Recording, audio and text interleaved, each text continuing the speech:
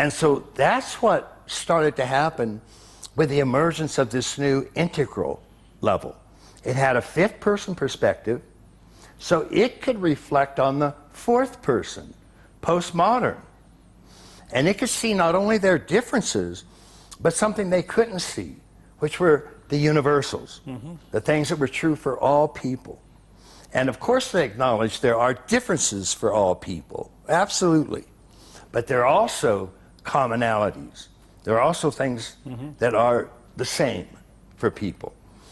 And this was such a huge change from all previous levels of development that Claire Graves, for example, studying values, called all the previous stages first tier and called this new integral stage second tier.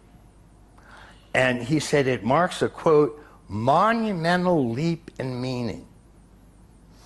Because for all of the first tier levels thought that their truths and values alone were real, the integral level thought that there were some important, if partial, truths to all previous levels, that all of them had to be included in an overall picture of human beings and what we can do and what our potentials are. That was never believed before, that had never happened before.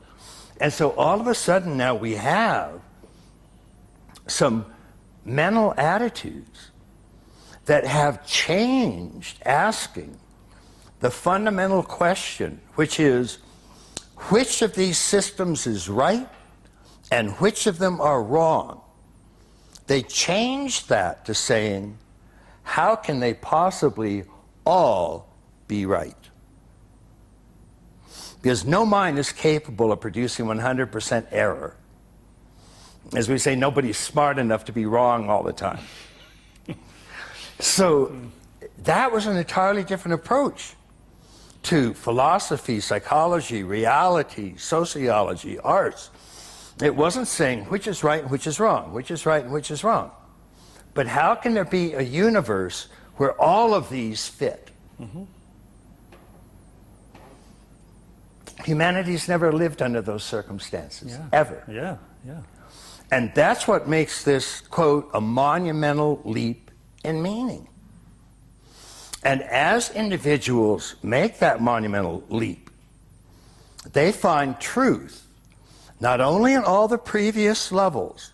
If nothing else, they're all stages of human growth, leading up to your own. To get rid of them would be to get rid of you. So they got that. Intuitively, individuals at these stages understood that. But then they also started looking at other things like states of consciousness, because they realized structures didn't exhaust the whole picture, that there were other dimensions, other aspects of being human. And one of them wasn't just growing up, it was waking up. It was enlightenment. It was awakening. It was awareness and consciousness and love and creativity and a supreme identity, a unity with ultimate spirit as your true self and your real being. And so all of this starts to come together. And the integral structure itself is only a few decades old. So we're still starting to see the impact of that. And there are about 5% of the population at integral. There's about 40% at mythic, traditional, fundamentalist.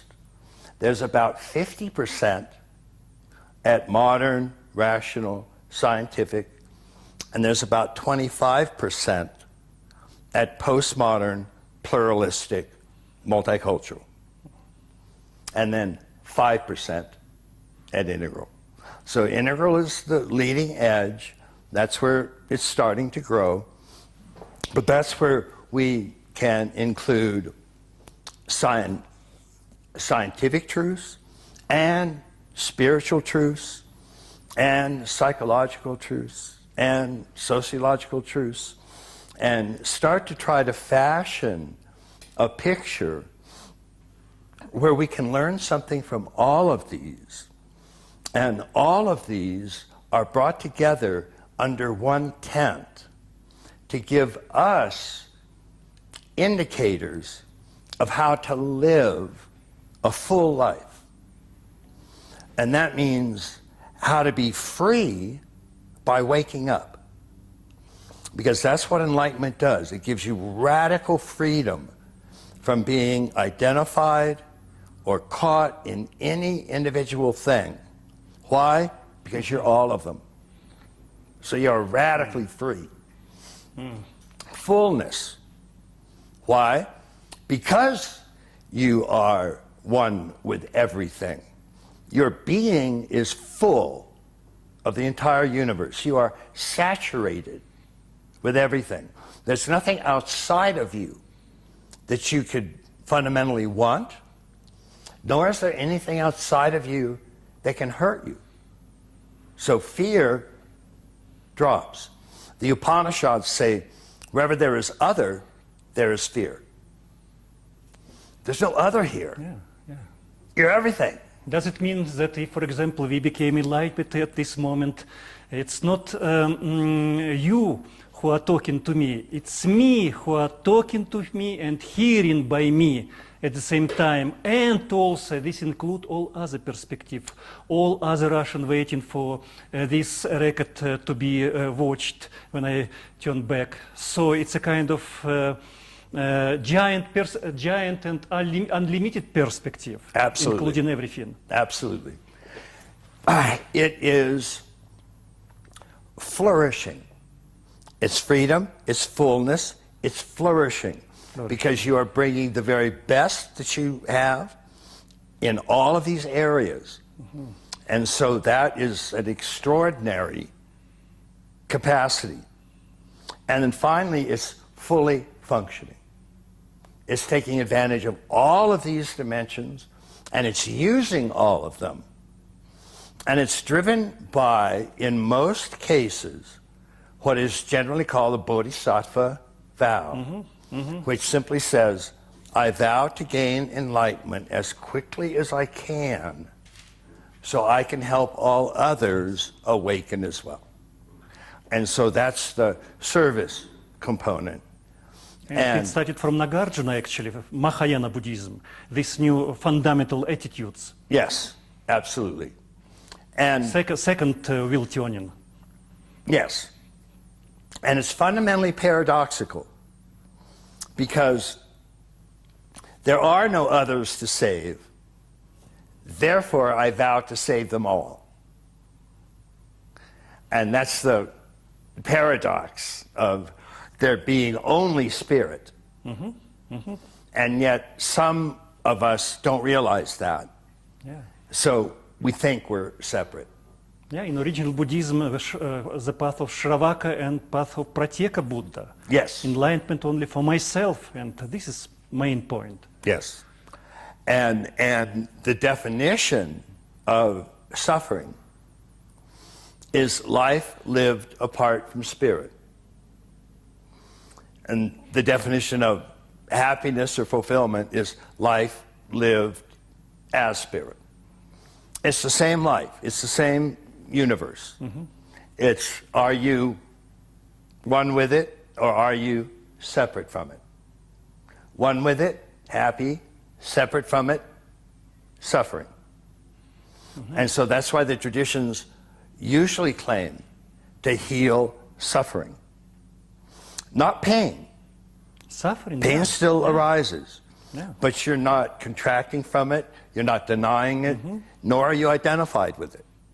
And so it's just like watching a house over there on fire.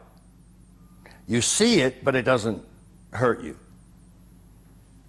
The same with pain arising here. It's a house on fire, but it's not who you are. It's not what you are. And so it doesn't fundamentally hurt. So this is a very exciting period because only recently, really after World War II, all of the world's cultures became available to us. Yeah. Yeah. And for the first time in history, we could put them all together and say, okay, what have I got to learn from this one? What have I got to learn from this one? What have I got to learn from this one? And using the maps that they all left to fill in any of the gaps in any of the other maps until we have a composite map of the human condition, a super map, a mega map, that is basically, we take everything humanity has learned for the last 50,000 years, and instead of just keep throwing it away and throwing it away and throwing it away and saying just the most recent discovery is real and all of that old stuff belongs in a museum, we say, no, wait, not so fast. There's stuff way back then that's still true. That we have to include that. And so we include that. And we include any kind of truth we can find from the pre-modern, the modern, and the postmodern. Because it's just never the case that only something that's happening today is true and everything before it was wrong. It don't work that way. A lot of the stuff before it was right then, is right now, will probably still be right tomorrow. So we want to include that. So we have this luxury. So we are recycling the whole human history, actually, yeah? Anything goes. Never happened before. Yeah. And so we can actually say, wow, we have access to all of the forms of transformation that humans have ever thought of. And they used them because they worked. You're not going to find a whole school of people that spend their entire life studying something because it's wrong. Sooner or later they just go, no, that's... But if you find that, then there's likely something to it. It's worth looking into. It has some sort of true, if partial, thing to tell us. And so, not who's right and who's wrong, but how can they all be right? Yeah, and maybe they were absolutely true in one particular situation. Yes, yeah, exactly. For several groups of, some particular group of people. Uh-huh. Yeah. And so that's what makes today very exciting. I mean, on the one hand, we have all of these wicked problems. And they are wicked. There's, global warming, food shortage, environmental catastrophe, terrorism, financial crisis, epidemics, water supply is disappearing faster than you can say Antarctic ice melt. And so these, and the thing that they all have in common is that they're global issues. 20, 30 years ago, if a nation had a problem, it could just do something itself and sort of fix the problem. But not now. We have global warming. Yeah. The United States could stop its carbon dioxide production immediately. That won't affect it. Every nation on the planet has to cooperate. Yeah, sure. The same with all these other wicked problems. They're all global. And it's interesting that at the same time, all of these problems have become global. We've developed this new level of consciousness that has global capacity. It thinks in global terms as well as local terms. And so both of these are sort of arising at the same time. So in that sense, because the wicked problems, that's bad, But the global thinking, the integral thinking, the inclusive thinking is good. And if we're going to find solutions to these global problems, we're going to have global thinking. It won't work any other way. If we leave out something important, the solutions won't stick. Because there are these dimensions. There are structures of consciousness or states of consciousness or dimensions of consciousness that aren't being taken into account. Mm-hmm. So they're still off doing their own thing. They're not on board with the picture of what we have to do. Mm-hmm. And so they're going to sabotage it. Yeah. They're going to blindside us. They're going to hit us right upside the head and we won't even know what they were. Mm-hmm.